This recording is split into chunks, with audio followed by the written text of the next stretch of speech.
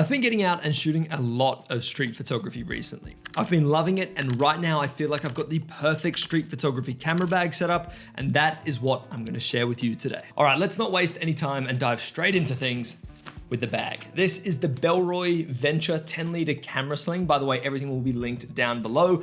And this camera bag, I was not a fan of it when I first saw it. I would never have ordered this bag. Luckily, my partner, Amanda, she was working with Bellroy and they sent her a load of stuff, and this was one of the things they sent her. She's not too much of a photographer, so she thought, hey, maybe I'll like it. And at first, not for me. Now I've fallen in love with it. For one main reason, it's tiny. Compared to all my other camera bags, this is fairly low profile. It's still pretty big and chunky, don't get me wrong. However, this fits under the seat of my bike, which is super important since I'm here in Bali right now. And that means I don't have to ride around with a backpack on my back, which is lovely. And then also for traveling in general, these are just super handy. So I've kind of started to come around to the idea of a sling. I don't think I'm sold on the way it looks on my body, like when I'm wearing it. However, super handy. So that's the bag out of the way. Let's dive into what's inside. All right, so opening up the main compartment here, we are greeted with 2 lenses and a camera. The camera of choice, surprise, surprise, A7C Mark II. I love this camera. If you haven't seen my review of the A7C Mark II or what's in my actual full complete camera bag kit setup, I'd suggest going and checking out those videos to see why I'm so in love with this camera. But a quick TLDR, if you will.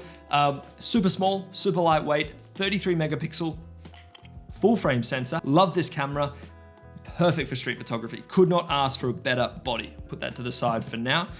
Lens number 1 is a new addition. This is the 24mm f2.8. When I first saw this lens, similar to the Bellroy camera sling, wasn't a fan. Thought, why on earth would someone buy a 24mm f2.8? Like if you're gonna buy a 20mm lens, you get like the 1.4 or something low aperture. I've got a 24-70.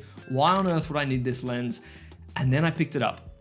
And I realized how tiny this thing is, makes for the perfect street photography combination. By the way, I'm rocking the lens hood because a lot of the time I leave the lens cap off. By the way, the front element on this lens, super, super small. So don't have too much to worry about that. It's a little dirty right now. Probably needs a clean. However, if I have this on the front of it, nothing can really get to the front of the lens, so that's great. But when you pair it up with a tiny little body, like, look how small this is, and this is with the caps on.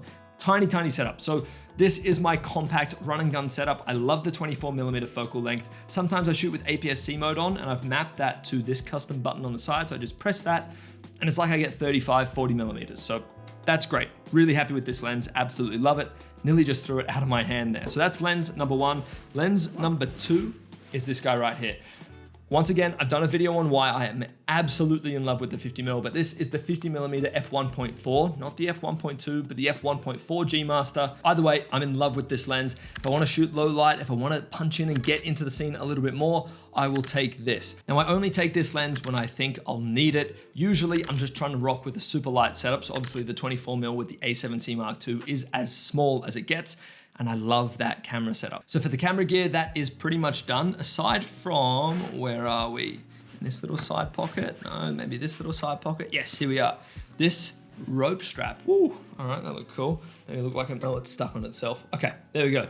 This rope strap, super, super popular, especially at the moment. I think Leica makes these and they're like, $100 odd or whatever. I bought this for the equivalent of about $7 US, and it's done well. Aside from the little key rings on the end being really weak when I bought it, I just replaced those, and now this is as good as can be. I pair that up with the A7C Mark II. It's off right now because I was shooting a little bit of tripod stuff with that body, but definitely something that I wasn't a fan of. Once again, just like this in the beginning. I've never particularly liked straps all that much. I feel like they get in the way, and that's maybe because I was shooting video with the same camera I was shooting photo with, and when you're putting it on a gimbal and a tripod, this, that, and the other gets in the way. But if it's just a dedicated photography camera, especially street photography, you kind of want it on your side all the time, then this is a great addition. So for $7 US, an absolute steal. Not sure if I can find it on Amazon to put it in the links down below, because I bought this on the Indonesian version of Amazon, which is called Tokopedia. So an absolute bargain. All right, so that is all the camera gear out of the way in this bag. However, there are still a load of things in here that I use all the time when I'm out shooting that make the process so much more enjoyable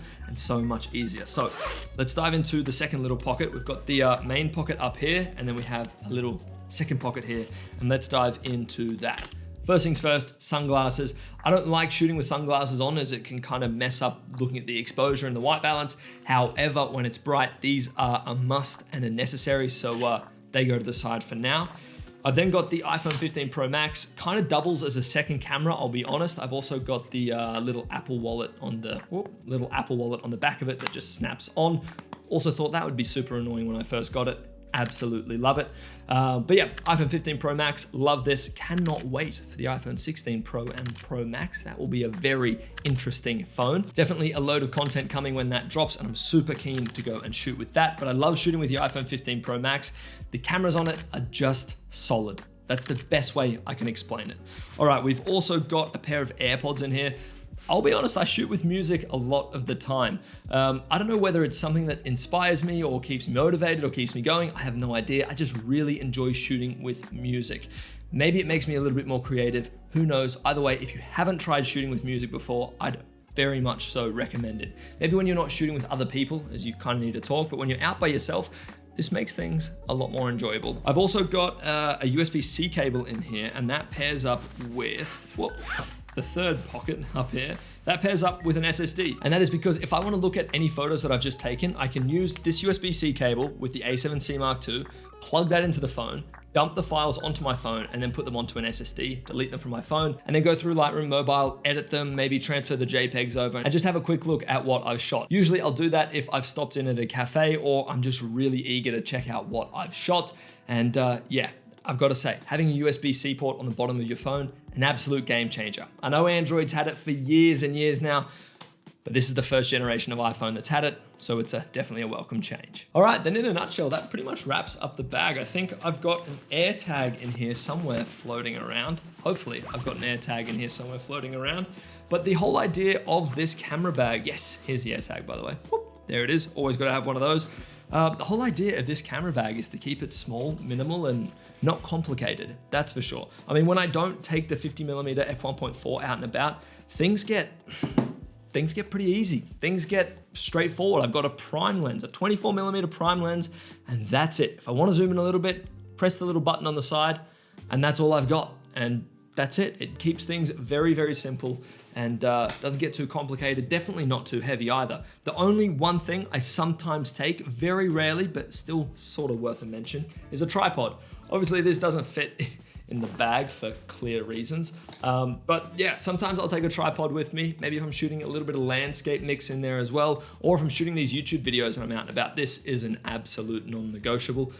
This tripod is a Gitzo tripod. I can't lie, super overpriced. Definitely not necessary whatsoever, but this was a 21st birthday present from my dad to me. So yeah, kind of just more of a sentimental tripod, and yeah, a really cool tripod that I hopefully will keep forever. So anyway, that wraps up my entire street photography camera pack. This is how I pack for street photography. Like I said in the beginning of this video, I've been shooting a lot of it, and I absolutely love all the gear. I'm glad I didn't drop that in my camera bag. And yeah, this gets all my results. Anyway, guys, thank you so much for watching. If you have enjoyed, let me know down below. If you're new around here, a subscribe would mean the world, and I'll catch you in the next one.